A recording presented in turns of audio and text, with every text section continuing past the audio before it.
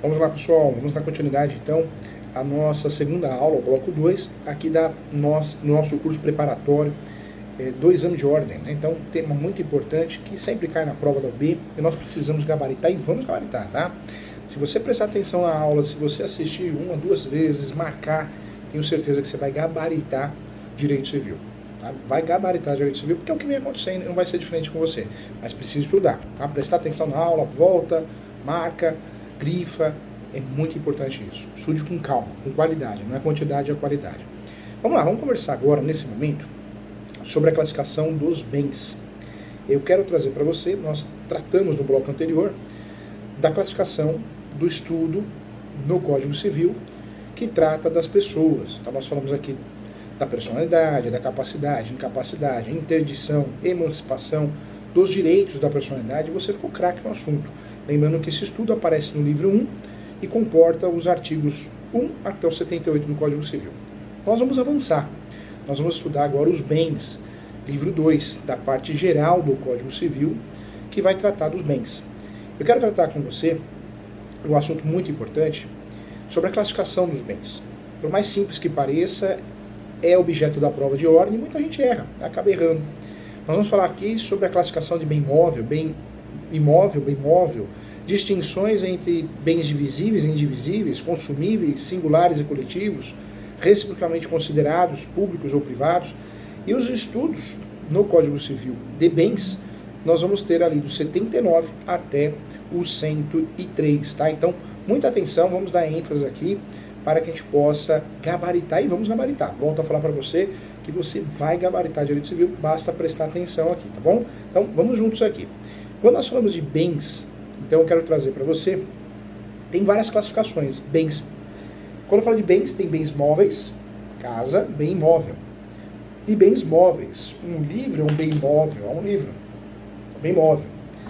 Várias classificações existem acerca de bens, e a prova da OAB cobra isso, tá? Então vamos lá.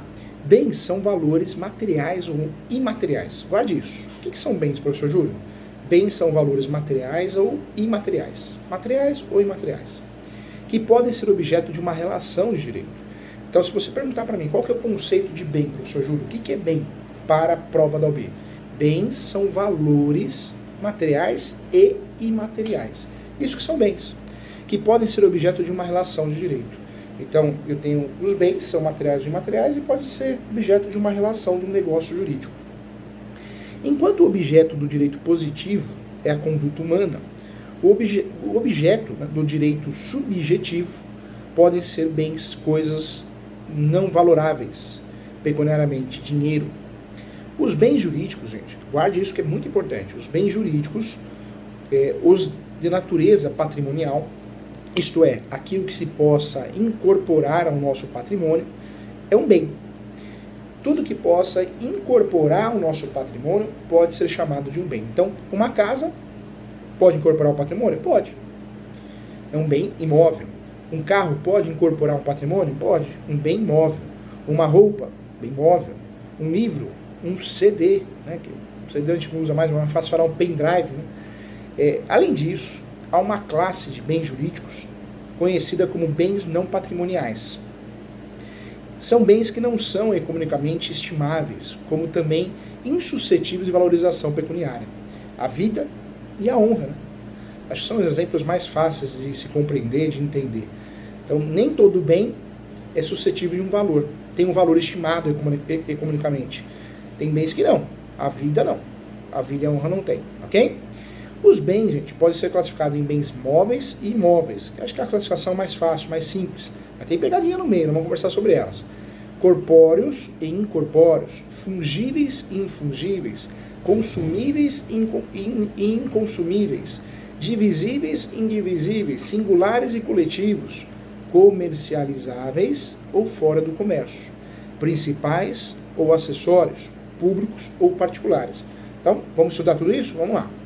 O que são bens fungíveis, professor Júlio, e bens infungíveis? Os bens fungíveis são aqueles que podem ser submetidos, sim, por outros do mesmo gênero, espécie. Fungível é aquilo que eu consigo trocar, pela mesma quantidade e qualidade, conforme o disposto no artigo 85 do Código Civil. sendo certo que tal classificação é típica dos bens móveis, né? Podendo citar os exemplos como café, soja, minério de carvão, dinheiro, etc. Eu não preciso te pagar, você me empresta R$1.000, eu não preciso te pagar R$1.000 com o mesmo dinheiro, porque já passou para outra, depositei no banco, paguei conta, eu vou te pagar com R$1.000 mais outras notas, né? Então, tudo que é fungível pode ser substituído. Fungível pode ser trocado, pode ser substituído por outro gênero, da mesma, não é a mesma coisa, mas é da mesma espécie, sendo da mesma quantidade, qualidade, soja, carvão, milho, tudo que pode pesar, limão, laranja, um exemplo, tá bom? Já os bens infungíveis são aqueles de natureza insubstituíveis. Insubstituível. Como, por exemplo, uma obra de arte, uma edição rara de um livro, um touro premiado. Tinha a novela antiga, muito antiga, a novela América, tinha o boi bandido, né? Então era um boi que era um boi único, personalíssimo, né? Então é um bem infungível. A fungibilidade dos bens, de forma geral, deriva da própria natureza do bem. Mas existem ocasiões, e aí vem as pegadinhas do exame de ordem, né? Que tal situação não se verifica necessariamente assim. Tendo em vista, gente, que a vontade das partes poderá transformar um bem fungível em infungível. Olha a pegadinha da Albeck maldosa. Um exemplo que eu dou para você é uma cesta de frutas que fica exposta para ornamentação em um evento de um restaurante. Essa cesta deverá ser devolvida ao final do evento, não se admitindo que seja substituída por outra. Olha que situação. Tá? O B gosta de entrar nessas confusões aí. Então, a fungibilidade ou a infungibilidade é predicado que resulta em regra da própria qualidade física, da própria natureza da coisa, mas pode sim advir igualmente da vontade das partes.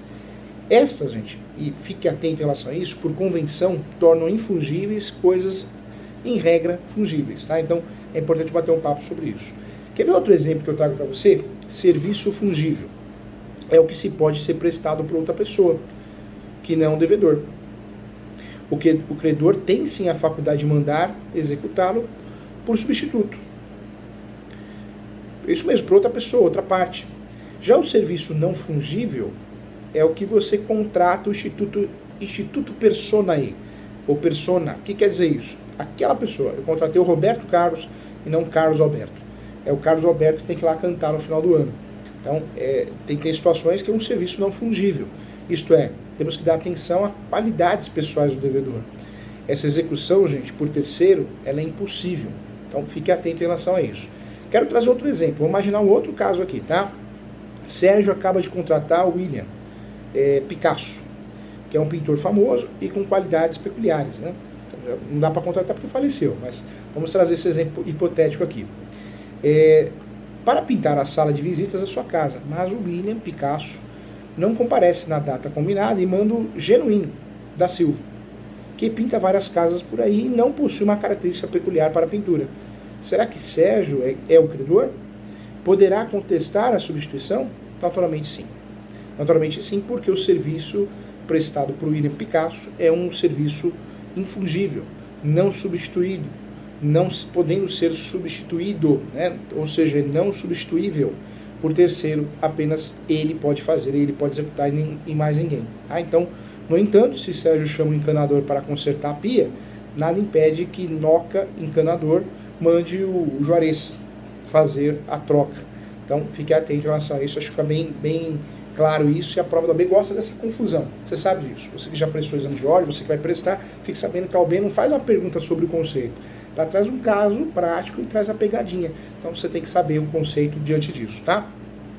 Vamos lá, vamos tratar aqui também dos bens consumíveis e inconsumíveis. Os bens consumíveis são os bens móveis, cujo o uso importa na destruição imediata do bem.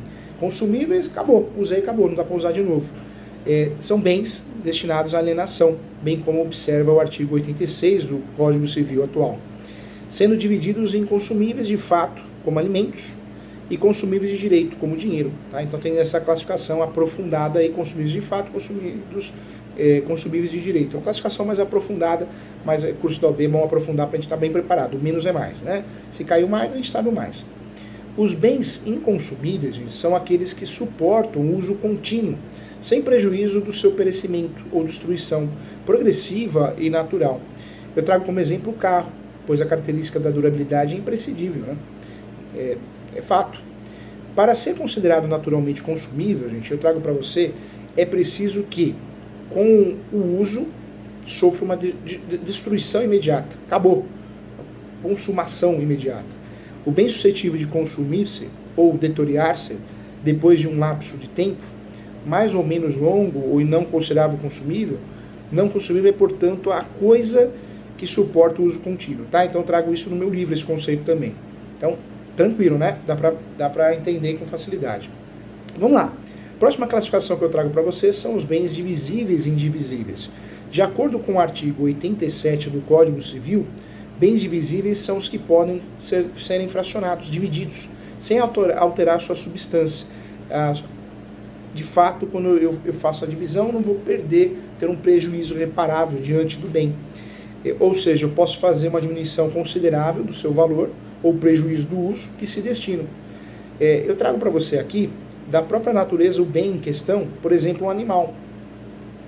Divisíveis ou indivisíveis? Se eu cortar o cavalo no meio, se eu estou falando de um cavalo que eu não vou usufruir da pele do animal, o couro, algo nesse sentido, eu não posso dividir o cavalo no meio, porque o bichinho vai morrer, né?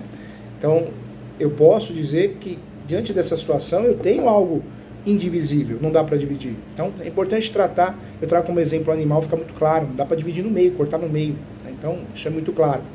Eu trago para você também, existe também dentro dessa classificação a indivisibilidade, né? Ela pode resultar sim da própria natureza do bem, em questão eu dei como exemplo o animal, dei um exemplo o cavalo, poderia ser um porco, poderia ser um cachorro, e também pode ocorrer de forma legal, ou seja, por determinação legal, que é a imposição da lei. E aí eu trago, por exemplo, o módulo rural e a servidão, que em regra, nós tivemos alterações em relação a isso, mas em regra para a prova do B, é no campo dos bens incorpóreos que mais associa a individualização, por determinada legislação, né, brasileira, é o que mais temos aí em relação às perguntas na OB. Trago para você a hipoteca como um direito real sobre coisa alheia, e é um bem incorpóreo, que se atribui à condição legal da indivisibilidade. As servidões prediais, igualmente mantidas, né, como bens indivisíveis. E quero trazer para você também a convenção, que é, de fato, a manifestação da vontade das partes interessadas, por exemplo, eu trago para você aqui uma obrigação de dinheiro, que deve ser satisfeita por vários devedores, e estipulou-se a individualização do pagamento. Então, trago exemplos aqui importantes que eu uso no meu livro também. Outra classificação que eu trago para você também, classificação importante, são os bens singulares e coletivos. Muito simplória, mas importante porque cai na prova da OAB. Bens singulares são aqueles considerados em sua individualidade, representado por um indivíduo, por uma unidade autônoma. Os bens singulares podem ser divididos em simples e compostos, tá? Então a classificação também aprofundando o assunto, para que possamos ir para a prova muito bem preparados. Os bens coletivos, guarde dessa forma que é muito didático, são aqueles que, sendo compostos de vários bens singulares, acabam por formar um todo homogêneo, né? Como exemplo, o gado formado por diversos bois, uma pinacoteca formada por várias pinturas, ou uma biblioteca formada por vários livros. Acho que é um grande exemplo e fica bem didático. Pode tanto os bens singulares quanto os bens coletivos serem classificados ainda entre materiais e imateriais. A melhor definição encontrada para a distinção de bens singulares e coletivos, sem dúvida nenhuma, entra em coisas simples e compostas, como materiais e imateriais. Então, importante. No meu livro eu falo até, coisas simples em direito são as que formam um todo homogêneo, cujas partes unidas pela natureza ou pelo engenho humano, a criação humana, transformam em algo mais completo. O carro, são vários acessórios, quando eu consigo unir esses acessórios, pneus, volante, banco, virou um carro, virou um automóvel. Então, isso é algo que pode acontecer. Pode, de fato, nenhuma determinação especial que reclame da lei, pode ser materiais, como um cavalo, uma planta, ou imateriais, como um crédito. Então, importante também. Então, muito simples a classificação, mas é algo que a gente precisa para poder, de fato, ir bem no exame de ordem. Essas classificações fazem toda a diferença. Essa parte de bem, gente, é muito difícil você errar, né? Eu falo que diferente de outras matérias que você tem que entender do zero. Não, aqui você fez uma leitura, você já consegue acertar a questão. Então, é muito importante não deixar de estudar. Esse tema bens certamente vai cair na prova, é muito simples, eu costumo dizer que a questão dada não vão acertar, tá? Então é importante isso. você já sabe. Vamos fazer uma revisão checklist, então? O que são bens, professor Júlio? Bens são valores materiais ou imateriais. Bens são valores materiais ou imateriais. Isso é bens. Ok? Quando nós falamos dos bens jurídicos, os de natureza patrimonial, são divididos em bens móveis e imóveis. Carro, roupa, casa, livro. Fácil, né? Bens fungíveis e infungíveis. Os bens fungíveis são aqueles que podem ser substituídos por outros do mesmo gênero, espécie, quantidade e qualidade. Artigo 85, ok? Não dá para errar. Fungíveis, infungíveis é o contrário. Okay? Não dá para errar, hein? Simples. Bens consumíveis, inconsumíveis. Os bens consumíveis são os bens móveis cujo uso importa na sua destruição, consumíveis. Comprei um pacote de salgadinho, um pacote de pipoca, comi, acabou. Né? Então, consumíveis. Inconsumíveis, que ele vai ocorrer o desgaste, mas não é um desgaste tão sério, tão rápido. É um desgaste natural, mas não tão rápido. Inconsumíveis. Classificação simples, hein?